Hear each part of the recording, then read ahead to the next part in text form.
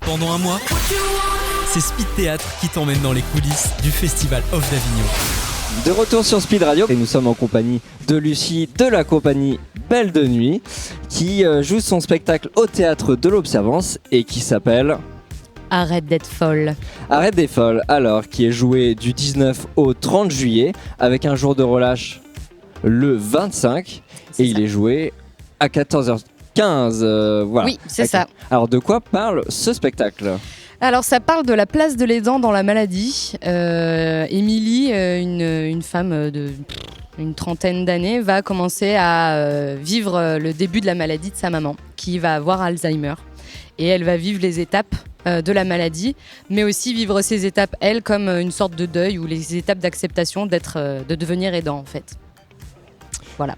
Et pourquoi un spectacle engagé ? Vous trouvez que dans la société actuelle, les personnes malades ne sont pas assez accompagnées et les aidants des malades ne sont pas assez forcément accompagnés ? Alors les malades commencent à être bien accompagnés, commence à y avoir pas mal de choses, mais c'est vrai que la place de l'aidant est en fait est pas légiférée, il y a rien autour de la place de l'aidant, c'est souvent très très tabou, même au sein d'une même famille. Je suis partie de ce spectacle par rapport à mon père qui a eu sa mère, donc ma mamie, qui est tombée malade et il était fils unique, voilà, il a dû gérer ça tout seul et il y a eu vraiment un gros tabou autour de cette maladie-là. Même nous, ses enfants, même sa femme, ma mère, comprenaient pas tout ce qui se passait. Et du coup, j'ai commencé à chercher un petit peu, à me renseigner, à parler aux aidants, mais pas que de la maladie d'Alzheimer, parce qu'elle n'est jamais citée, cette maladie, dans le spectacle. Et du coup, j'ai parlé un petit peu à plein de monde, j'ai lu beaucoup de livres, j'ai vu beaucoup de reportages, je me suis vraiment renseignée pendant 2-3 ans, avant de vraiment écrire le spectacle avec ma co-auteure. Pour savoir justement ce qu'il existait, et il n'existe pas grand-chose à part une journée de l'aidant, ce qui est peu. Donc là, c'est dans une famille, c'est comme une chape de plomb au final qui arrive. C'est hyper compliqué, oui, pour beaucoup de personnes de savoir comment réagir par rapport à comment on aide la personne, parce qu'en effet, il y a les personnels soignants, mais toi, en tant que personne, pour l'être que tu aimes, ou voilà, comment faire, tu vois, ça parle vraiment de ça, quoi, le spectacle. C'est ça, en fait, ça parle crûment de ce qui se passe vraiment dans l'arrivée d'une maladie. Donc, il y a des côtés, surtout dans la maladie d'Alzheimer, qui sont très drôles à des moments. Il y a des côtés qui sont très durs. En fait, j'avais vraiment envie de révéler tout autour de cette maladie, que ce soit pas un spectacle d'humour autour d'Alzheimer, que ce soit pas un spectacle complètement tragique, pathétique autour de ça. J'avais juste envie de vraiment montrer aux gens, au public, vous n'êtes pas seul en fait. Et on enlève les tabous pour ce spectacle. Et c'est vrai que je l'ai joué déjà plusieurs fois. Et les retours des personnes, que ce soit des aidants ou même des personnes qui ne sont pas encore aidants ou qui sont aidants de loin, on va dire, se retrouvent beaucoup dedans et sont contents de voir un spectacle qui dit juste les choses. Ça permet de se sentir moins seul. Pourquoi le nom de cette pièce de théâtre se nomme Arrête d'être folle ?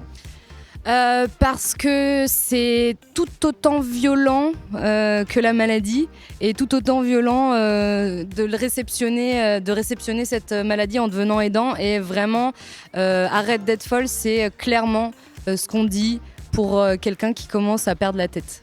C'est-à-dire, même la personne qui perd la tête, souvent, c'est je suis pas folle, tout va bien, j'ai la mémoire. Alors, c'est ce que ma grand-mère disait souvent, moi je suis pas folle, j'ai pas Alzheimer. Hein. Et dans le spectacle, c'est dit plusieurs fois par la fille Émilie, parce que elle l'accepte. Il y a des moments où elle n'accepte pas que sa mère devienne comme ça. Et pourquoi ne pas parler de cette maladie Alzheimer dans ce spectacle ? Parce que je pense qu'il y a beaucoup de spectacles qui en parlent très bien et que vraiment j'ai senti le désespoir dans le fait d'être aidant, et je voulais vraiment faire un spectacle dédié aux aidants. Et la maladie, c'était vraiment aux aidants de toutes les maladies. Neurodégénératives plus particulièrement, mais en fait, comme je parle pas de la maladie d'Alzheimer, je me suis dit que c'est vraiment intéressant de voir du côté de la personne qui aide. Parce que, en fait, parler de la maladie, je trouve que ça renferme un petit peu, puisque ça parle que d'une maladie. Et moi, je voulais parler vraiment de ce que personne parle. À chaque fois, quand on dit ma mère est malade ou machin, on parle de la personne malade. Elle va bien, oui, c'est sûr, elle a perdu la tête, c'est compliqué. On ne demande jamais à la personne, et toi, ça va ? Et du coup, moi, je voulais vraiment resituer les dents au cœur du spectacle. Et est-ce que ce spectacle aussi, dans l'idée, ça serait pourquoi pas de le jouer dans des hôpitaux, dans des endroits de parole Enfin, quel est l'objectif de ce spectacle finalement L'objectif du spectacle, c'est de vraiment parler au plus grand nombre, donc, parce qu'en fait, tout le monde peut être aidant et va sûrement le devenir au bout d'un moment, parce que la France vieillit malheureusement, et que nos parents vieillissent, et qu'on sait qu'à un moment, il y aura cette bascule-là. J'espère pas les gens pour leurs enfants, mais au moins pour les parents, il y aura forcément une sorte de petite bascule. Et oui, moi j'aimerais bien le jouer partout où ce sera possible de le jouer, même pour tous les publics, parce qu'en fait, c'est être aidant, ça n'a pas de critère social. Donc voilà, je l'ai joué une fois devant une maison de retraite. C'était pas une bonne idée. Parce que le spectacle est assez compliqué à comprendre pour les personnes malades, justement. C'est vraiment pas intéressant. Ouais. Puis c'est juste leur foutre la mort, en fait. Leur dire, voilà, je vous parle de ça, mais en fait, vous êtes comme ça. Et c'est pas intéressant. Vaut mieux, dans les EHPAD, par exemple, faire des spectacles plutôt drôles, de clowns ou des choses qui leur sortent un peu de leur quotidien ou qui juste les émerveillent, parce que c'est pas intéressant de leur rappeler. Est-ce qu'il y a un peu... c'est pas que axé sur de la tristesse ou de la dépression, non, il y a tout le monde a pleuré. Tout le monde a pleuré, en fait, dans ce... Non, oui, c'est ça. C'est que y a forcément ce côté... c'est un seul en scène dramatique, quand même. Il y a tout ce côté triste, mais il y a aussi beaucoup de...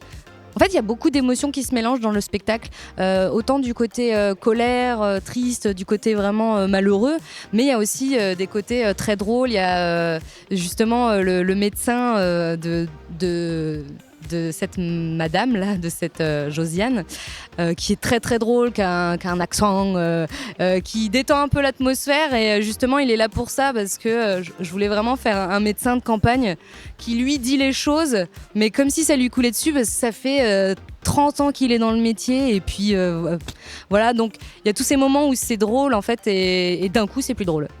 Et en quelques mots, si tu devais définir ce spectacle, ou donner en tout cas envie à quelqu'un d'aller voir ce spectacle? En quelques mots, ce serait de... Rappelez-vous juste quel spectacle vous a le plus marqué dans votre vie, ou quel film vous a le plus marqué dans votre vie. La plupart du temps, c'est quand même un film dramatique ou un spectacle dramatique. Et la vie est une comédie. La vie est un théâtre. La vie est un théâtre, donc... Merci en tout cas d'être venu sur l'antenne de Speed Radio. Alors je rappelle que le spectacle qui s'appelle Arrête d'être folle est joué du 19 au 30 juillet au théâtre de l'Observance, sauf le 25 parce que c'est le jour de relâche, et c'est à 14h15. Oui. Merci beaucoup. Du mix et du théâtre, c'est Speed Radio. Découvrez toutes les émissions et podcasts sur le www.speed-radio.com.